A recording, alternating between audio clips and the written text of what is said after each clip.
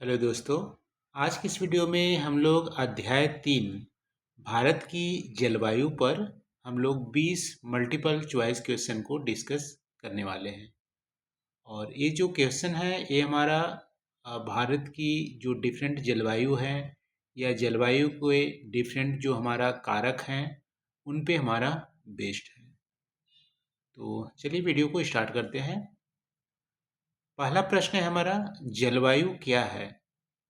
देखो, पिछले अध्याय में मौसम के बारे में हम लोगों ने पढ़ा था।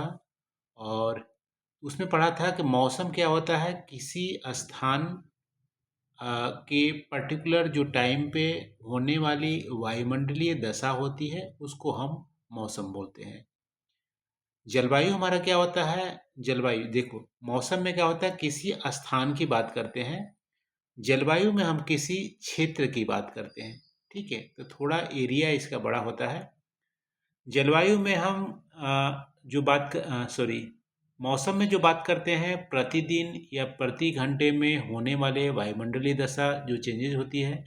जलवायु में हम बात करते हैं लंबे समय। लंबे समय का मतलब है 10 साल से ज़्यादा, 10 साल, 20 साल, 30 साल की उस क्षेत्र में होने वाली जो मौसम का औसत प्रतिरूप होता है उसको जलवायु बोलते हैं। तो जलवायु को जब भी आप परिभाषा लिखिएगा उसमें देखो कुछ कुछ जो कीवर्ड होते हैं उसको आपको मेंशन करना बहुत ज़रूरी है। जलवायु को डेफिनेशन करते समय आप बोलोगे लंबे समय। ठीक है, लंबे समय का मतलब है 10 साल से ज़्यादा का समय कि उस क्षेत्र में जो होने वाली वायुमंडलीय दशा है या मौसम है उसके औसत प्रतिरूप को हम जलवायु बोलते हैं। तो इसका आंसर हो जाएगा लंबे समय में किसी क्षेत्र के मौसम में होने वाले औसत जो प्रतिरूप है उसको हम जलवायु कहते हैं। ठीक है, दूसरा प्रश्न है, भारत में विभिन्न भागों में आप देखोगे तो पारंपरिक रूप से एक वर्ष को कितने ऋतुओं में डिवाइड किया गया था। ठीक है, तो अभी भी आप देखोगे भारत में जनरली विश्व में आप देखोगे तो एक वर्ष में 4 ऋतुएं होती हैं, 4 सीजन होते हैं। लेकिन भारत में एक वर्ष में पारंपरिक रूप से 6 ऋतुओं में डिवाइड किया गया है। ठीक है, 6 ऋतुओं का नाम है बसंत ऋतु, ग्रीष्म ऋतु, वर्षा ऋतु, शरद ऋतु, हेमंत और शिशिर। ये अक्सर एग्जाम में पूछ लिए जाते हैं, तो इनका नाम भी आपको पता होना चाहिए और कितने भारत में ऋतुएं पाई जाती हैं पारंपरिक रूप से उसको भी आपको पता होना चाहिए। तुम्हारा 6 ऋतुएं हैं भारत में। तो इसका आंसर हो जाएगा 2 का ग, 6। अब देखो, अल्पाइन जलवायु भारत के किस भाग में मिलती है। ठीक है, सबसे पहले पता होना चाहिए कि अल्पाइन अल्पाइन जो जलवायु है वो क्या है, और फिर आप इजीली आइडेंटिफाई कर पाओगे किस क्षेत्र में पाई जाती है। देखो, अल्पाइन जलवायु का कैरेक्टरिस्टिक क्या है, हमारा विंटर में, ठीक है, सर्दी के मौसम में आप देखोगे बर्फबारी होती है। जहाँ पे अल्पाइन जलवायु पाई जाती है ना, तो विंटर में बर्फबारी होती है। समर में बात करेंगे तो कम ठंडा होता है, ठंडा होता है लेकिन कम ठंडा है। ठीक है, गर्म नहीं होते हैं। ठीक, तो ऐसे जलवायु भारत में किस क्षेत्र में पाई जाती है, हिमालय क्षेत्रों में, खासकर हिमालय के जो उत्तरी भाग है, ठीक है, ग्रेटर हिमालय जो है वहाँ पे हमारे अल्पाइन जलवायु हमारे पाए जाते हैं। तो 3 का हमारा का उत्तर हो जाएगा। चौथा प्रश्न है, समशीतोष्ण। समशीतोष्ण को हम बोलते हैं टेम्परेट। समशीतोष्ण जलवायु भारत के किस क्षेत्र में मिलते हैं। देखो, समशीतोष्ण जलवायु की कैरेक्टरिस्टिक क्या होती है। देखो, विंटर के मौसम में, ठीक है, सर्दी के मौसम में क्या है, कम ठंडा है। ठीक है, कम ठंडा है, ज़्यादा मतलब बर्फबारी नहीं होती है। ठंड है लेकिन बर्फबारी वाली ठंडी नहीं होती है। ठीक है, समशीतोष्ण वाले में। समर के सीजन में हमारा कम गर्म होता है। ठीक है, ज़्यादा गर्म नहीं होते हैं, कम गर्म होता है। तो ऐसे जो मौसम है वो कहाँ पे पाया जाता है, ऐसी जलवायु कहाँ पाई जाती है। विश्व में आप देखोगे तो ऐसी जलवायु यूरोप में कुछ इलाकों में जो मेडिटेरियन सी के जो आसपास है वहाँ पे पाई जाती है। भारत में आप देखोगे तो जो हिल स्टेशन है, हिल स्टेशन कहाँ कहाँ है? हिल स्टेशन आप देखोगे तो हिमालय क्षेत्र के जो फुट हिल वाला इलाका है, हिमालय के निचले क्षेत्र है, वहाँ पे है। इसके अलावा बेंगलोर वाला जो इलाका है, वेस्टर्न घाट के जो हाईएस्ट जो पीक वाले हैं, वो हमारा हिल स्टेशन हो गया। ठीक है, महाराष्ट्र से कर्नाटक केरल तक जो हिल स्टेशन है, वहाँ पे भी हमारा समशीतोष्ण जलवायु पाई जाती है। ठीक है, तो 4 का हमारा क उत्तर हो जाएगा। समशीतोष्ण जलवायु हिमालय के निचले क्षेत्रों यानी हिल स्टेशन, उत्तराखंड वाला जो इलाका है, वहाँ पे हमारा पाया जाता है। तो 4 का हमारा क उत्तर हो जाएगा। 5वां प्रश्न है, इनमें से कौन सा कारक जलवायु निर्धारित करने वाला नहीं है? यानी कि जलवायु को प्रभावित करने वाले कौन कौन से कारक होते हैं और इनमें से कौन सा कारक जलवायु निर्धारण नहीं करता है? देखो, जलवायु निर्धारण की हमारे 5 कारक होते हैं। ठीक है, किसी क्षेत्र की जलवायु कैसा रहेगा, ये पांचों कारकों पर डिपेंड करता है। पहला कारक है अक्षांश। ठीक है, लैटिट्यूड, अक्षांश। दूसरा कारक है हमारा समुद्र तल से ऊंचाई। ठीक है, समुद्र से कितनी ऊंचाई है, एल्टीट्यूड की बात कर रहे हैं। तीसरा जो कारक है हमारा टोपोग्राफी। ठीक है, स्थलाकृति, कि वो हिली एरिया है, प्लेन एरिया है या पठारी एरिया है। चौथा जो कारक है हमारा समुद्र से दूरी। ठीक है, समुद्र से दूरी, समुद्र के नज़दीक है या समुद्र की दूरी है, दूर है, तो प्रॉक्सिमिटी ऑफ द सी, समुद्र से नज़दीकी। पांचवा जो कारक है पवने, विंड, गर्म पवने चलती है, ठंडे पवन चलती है। ये हमारा 5 कारक है वहाँ की जलवायु को निर्धारित करने के लिए। तो 5 कारक में आप देखोगे देशांतर, देशांतर हमारा कोई कारक नहीं है। देशांतर से तो हम समय और तिथि का ज्ञान करते हैं। ठीक है, तो 5 में हमारा ग उत्तर हो जाएगा। जलवायु निर्धारित में देशांतर का रोल नहीं होता है। छठा प्रश्न है, भूमध्य रेखा के पास स्थित स्थान या निम्न अक्षांश गर्म क्यों होते हैं? देखो, भूमध्य रेखा जो है, भूमध्य रेखा के पास आप देखोगे तो सबसे गर्म स्थान होता है। ठीक है, भूमध्य रेखा 0 डिग्री लैटिट्यूड वाला। जैसे जैसे भूमध्य रेखा से हम ध्रुव की ओर जाते हैं तो हमारा गर्मी कम होने लगता है और ठंड बढ़ने लगती है। ध्रुव के पास सबसे ज़्यादा ठंड क्षेत्र होता है। ठीक है, तो ऐसा क्यों है? भूमध्य रेखा के पास जो स्थान है या निम्न अक्षांश होते हैं, वहाँ पे हमारा गर्म होते हैं। इसका रीजन क्या है? इसका रीजन है कि सूरज की किरणें जो है भूमध्य रेखा पर सीधी पड़ती है, लगभग में सीधी पड़ती है। जब सीधी पड़ेगी तो क्या है कि कम एरिया में ज़्यादा सनरेज पड़ेगा, कम एरिया में ज़्यादा हीट पड़ेगी तो गर्म होगी, सीधी पड़ेगी तो ज़्यादा इंटेंसिटी की पड़ेगी। और वायुमंडल भी जो सीधी रेखा में जाएगी तो वायुमंडल के कम एरिया क्षेत्र से पृथक होकर जाएगी। ठीक है, तो इन 3 कारणों से आप देखोगे तो निम्न अक्षांश या भूमध्य रेखा में हमारा गर्म होता है। वही ध्रुव की ओर जाओगे तो तिरछी पड़ती है, तिरछी पड़ेगी तो जो सनरेज है तिरछी पड़ने से ज़्यादा एरिया में फैल जाती है। अब हीट मान लो 100 यूनिट का है, वो ज़्यादा एरिया में फैल रही है तो क्या है, गर्म हमारा कम होगा। तिरछी जाने से वायुमंडल में ज़्यादा डिस्टेंस को कवर करती है, जिससे कि वो हमारा बिखर जाता है जो सनरेज होती है। तो ये भी हमारा कारण है। तो यहाँ बोल सकते भूमध्य रेखा के पास स्थित जो स्थान होते हैं वहाँ पे गर्म इसलिए होता है क्योंकि सूर्य की किरणें लगभग लंबवत पड़ती है, सीधी पड़ती है। तो 6 का हमारा ग उत्तर हो जाएगा। 7वां प्रश्न है, अर्ध शुष्क जलवायु भारत के किस क्षेत्र में मिलती है? अर्ध शुष्क का मतलब है semi arid. Semi arid, semi arid के क्या कैरेक्टरिस्टिक होती है? अर्ध शुष्क का क्या कैरेक्टरिस्टिक होता है? ये होता है कि गर्म के दिनों में यानी ग्रीष्म ऋतु में आप देखोगे तो बहुत ज़्यादा गर्मी पड़ती है।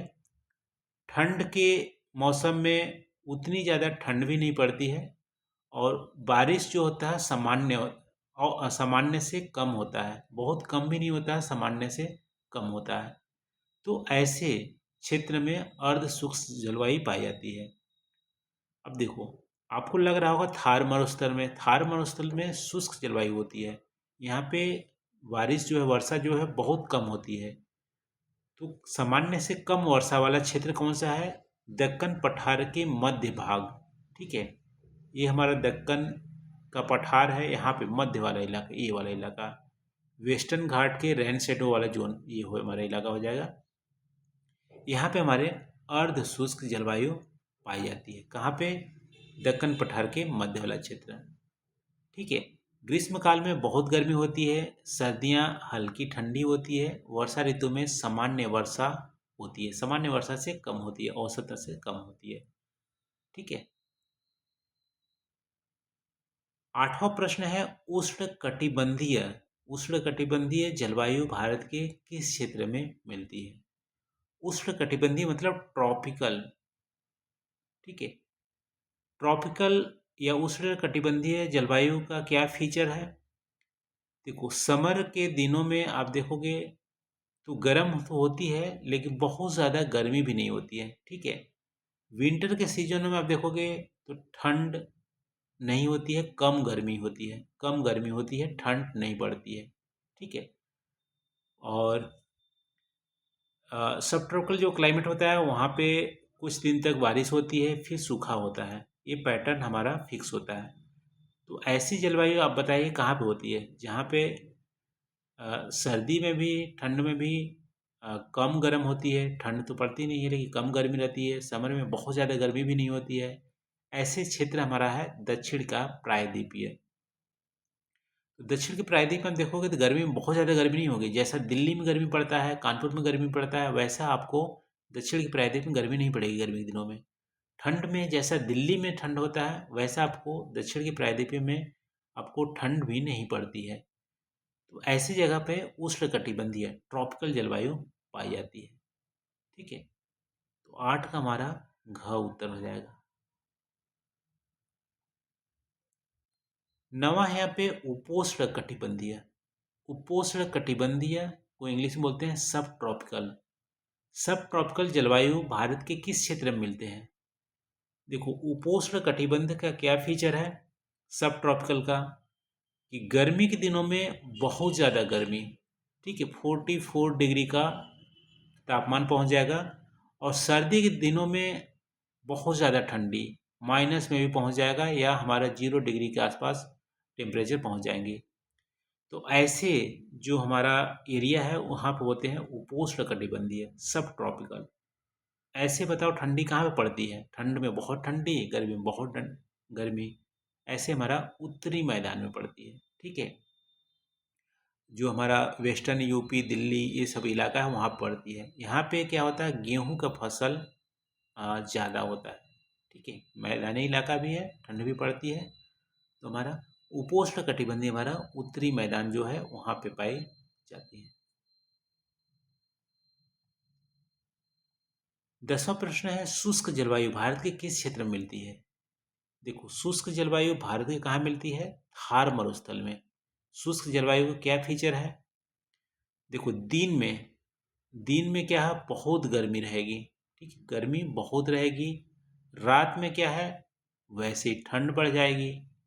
तो दिन और रात की जो टेम्परेचर का जो अंतर है वो बहुत ज़्यादा होता है। ठीक है, 35 डिग्री के आसपास, दिन में बहुत गर्मी, रात में ठंड लगने लगेगी।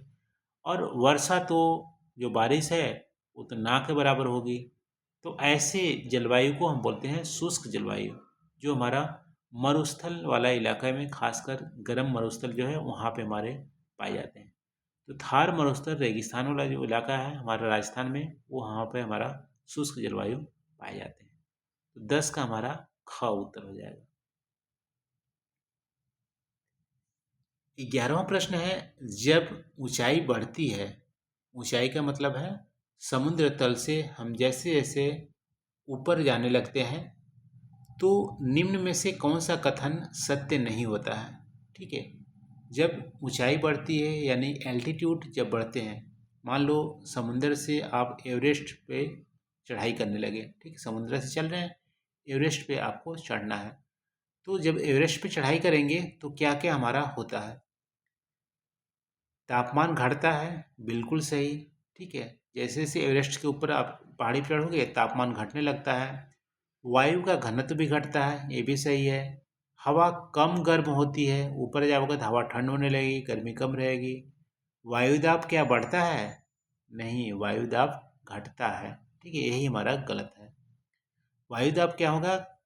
जैसे जैसे ऊंचाई पे जाओगे तो वायुदाब घटेगी, तापमान भी घटेगी, वायु का घनत्व भी घटेगा, और गर्म हवा कम होने लगेगी, यानी कि ठंडी हवा होने लगेगी।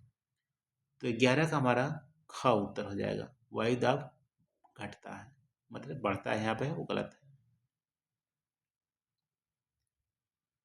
देखो 12वां प्रश्न यहाँ पे, मुंबई और नागपुर लगभग समान अक्षांश पर स्थित है।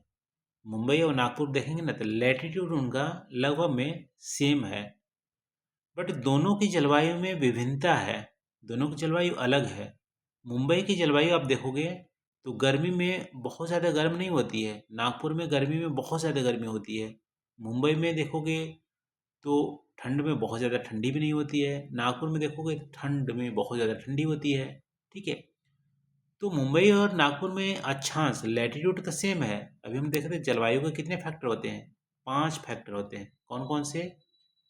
अक्षांश, ठीक है, पहला फैक्टर। दूसरा फैक्टर था कि एल्टीट्यूड, हाइट कितनी है, ठीक है, ऊंचाई कितनी है। तीसरा फैक्टर था, तीसरा फैक्टर क्या था कि समुद्र से दूरी कितनी है। चौथा फैक्टर क्या था कि पौने कौन सी चलती है। पांचवा फैक्टर क्या था कि टोपोग्राफी, ठीक है। तो इन पांचों फैक्टर में आप देखोगे तो अक्षांश मुंबई और नागपुर का सेम है, ऊंचाई भी लगभग में सेम है, ठीक है, और आप देखोगे तो पौने भी दोनों जगह सेम ही चलती हैं, और टोपोग्राफी भी लगभग में सेम है। लेकिन एक फैक्टर जो हमारे जलवायु का है वो विभिन्न है, इसीलिए दोनों की जलवायु में अंतर देखने को मिलता है। कौन सा? समुद्र से निकटता। मुंबई समुद्र के निकट है और नागपुर समुद्र से दूर है।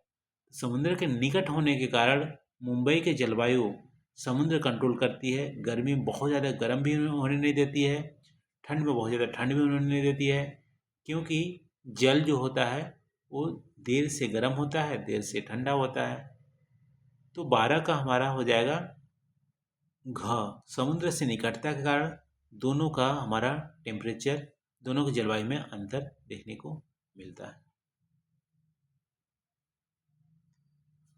13वां प्रश्न है, मानसून शब्द किस भाषा से आया है? जो मानसून, जो हम बोलते हैं मानसून आ गया, ठीक है, मानसून एक्चुअली हवा है। तो मानसून शब्द किस भाषा से आया है? मानसून शब्द अरबी भाषा से आया है।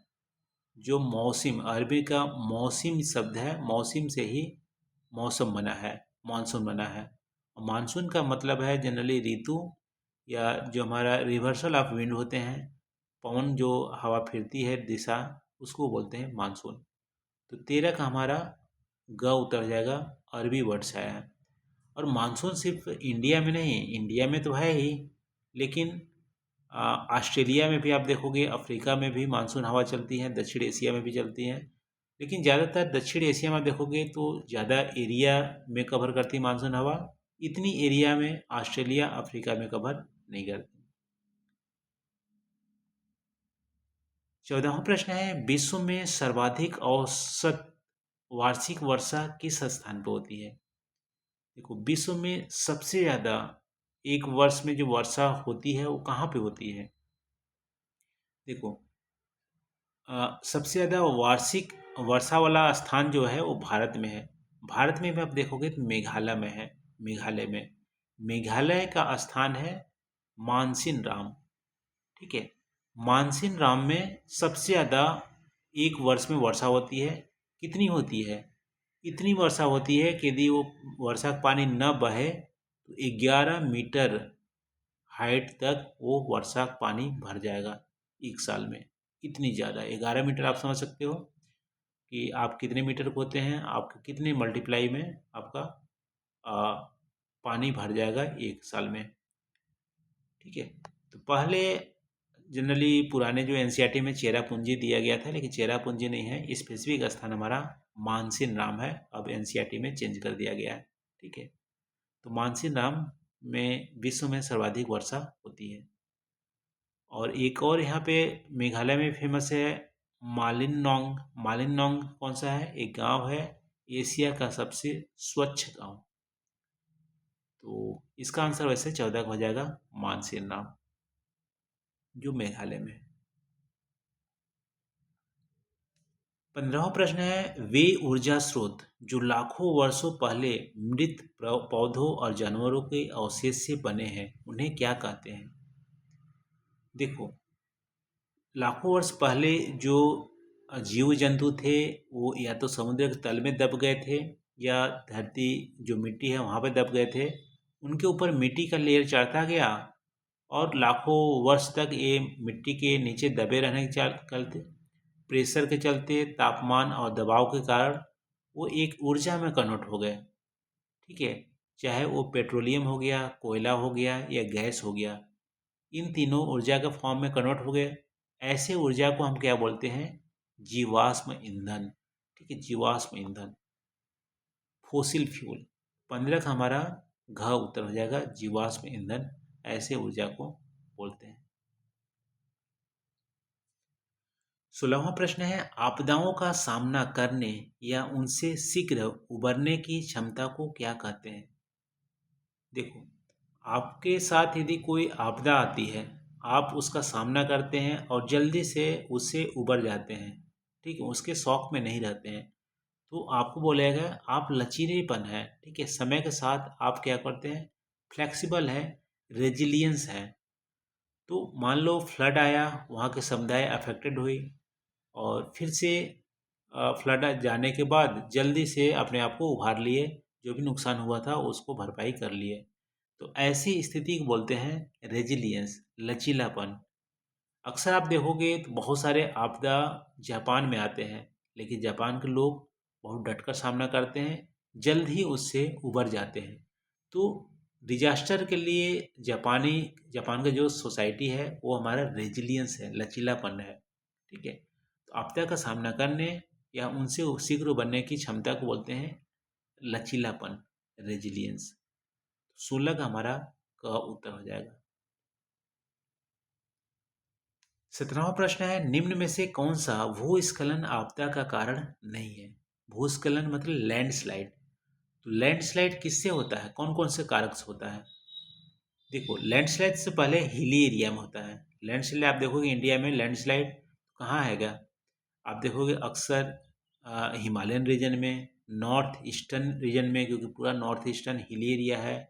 इसके बाद वेस्टर्न घाट आप देखोगे, कहीं कहीं पे सेंट्रल इंडिया में भी होता है, लेकिन बहुत कम होता है। ठीक है, प्लेन एरिया में तो आपको भूस्खलन ना के बराबर देखने को मिलेगा।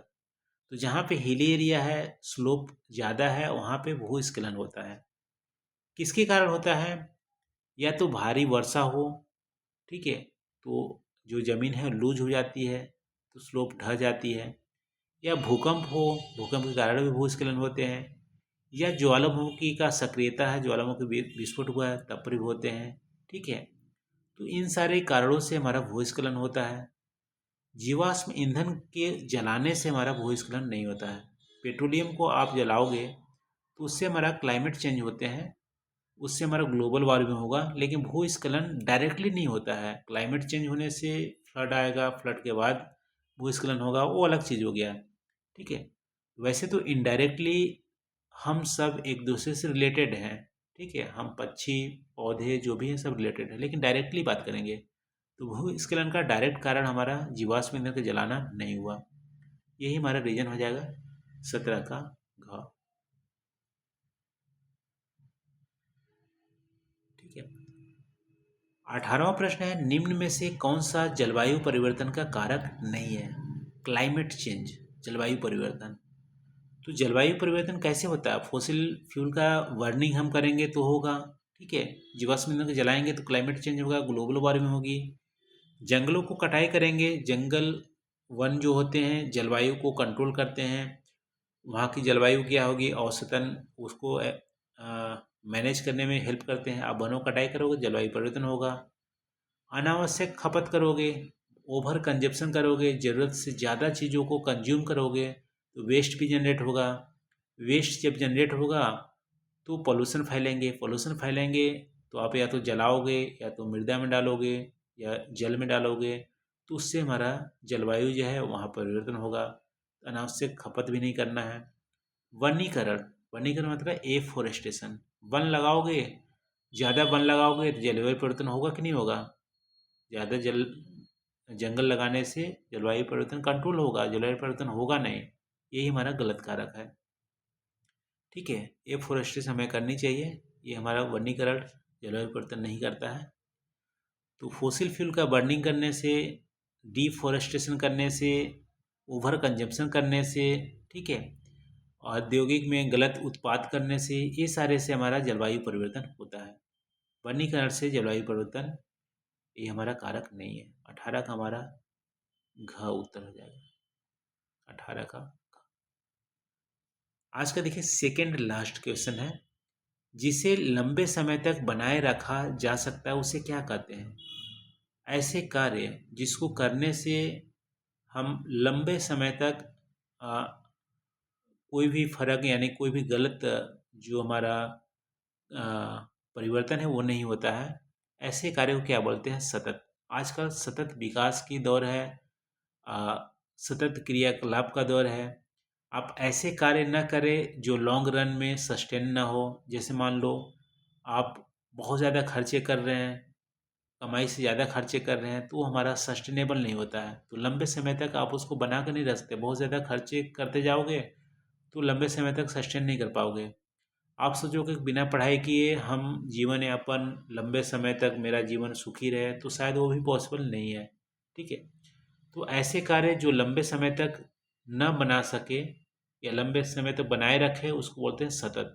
ठीक है, तो ये हमारा हो गया 19 का घ। जिसे लंबे समय तक बनाए रखा जा सकता है उसे बोलते हैं सतत। जैसे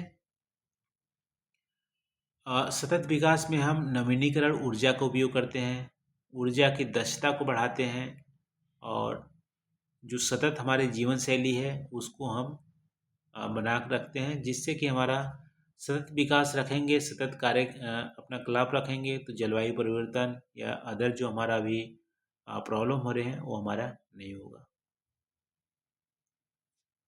आज का लास्ट प्रश्न है दोस्तों, वैश्विक तापमान यानी ग्लोबल वार्मिंग को धीमा करने और जलवायु परिवर्तन के कारकों को कम करने के लिए अपनाए जाने वाले कदमों को क्या कहते हैं? ऐसे कार्य जिससे कि ग्लोबल वार्मिंग कम हो, ठीक है, धीमा हो, ठीक है, खत्म ना हो, धीमा हो, जलवायु परिवर्तन कम हो, जो क्लाइमेट चेंज हो रही है वो कम हो, ऐसे कार्य जो अपनाते हैं उसे क्या बोलते हैं?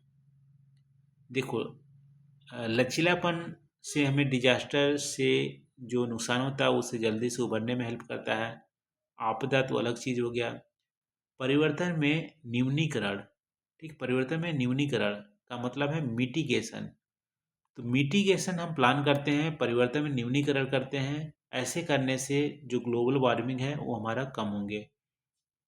कैसे होंगे? मिटिगेशन क्या करेंगे? मान लो फॉसिल फ्यूल का जो ज़्यादा बर्निंग कर रहे हैं, हम कम जलाएंगे फॉसिल फ्यूल ईंधन का, तो हमारा कम जब जलाएंगे तो ग्लोबल वार्मिंग कम होगी। डिफॉरेस्टेशन ज़्यादा कर रहे थे तो हम उसको स्लो कर देंगे, मिटिगेट करेंगे, तो इससे हमारा क्या है, जलवायु परिवर्तन में कमी आएगी। तो मिटिगेशन जो प्लान है, परिवर्तन में न्यूनीकरण है, इसे करने से हम आ, जो ग्लोबल वार्मिंग हो रही है, जलवायु परिवर्तन हो रही है, उसके कारणों को कम कर सकते हैं। तो ये रहा दोस्तों, आज हम लोग भारत की जलवायु और जलवायु के विभिन्न जो कारक हैं उस पे 20 जो मल्टीपल क्वेश्चन थे, प्रश्नोत्तरी था, उसको डिस्कस किए।